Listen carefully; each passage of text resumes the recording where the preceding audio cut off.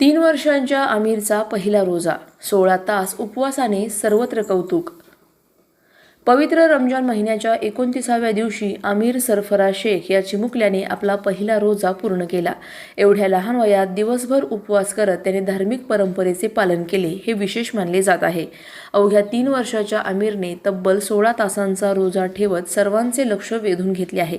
आमिर हा सरफराज रशीद शेख यांचा मुलगा आणि हाजी रशीद आमिर शेख यांचा नातू आहे।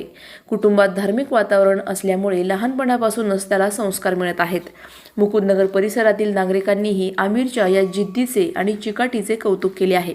एवढ्या लहान वयात 16 तासांचा रोजा ठेवणे ही खरोखरच अभिमानास्पद बाब असल्याचे नागरिकांनी सांगितले। या प्रसंगी शेख परिवाराने आनंद व्यक्त करत आमिरच्या उज्ज्वल भविष्यासाठी प्रार्थना केली।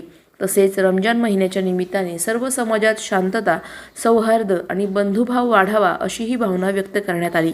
लहान वयातच धार्मिक परंपरा जपत आदर्श घालणाऱ्या या चिमुकल्याचे सध्या सर्वत्र कौतुक होत आहे।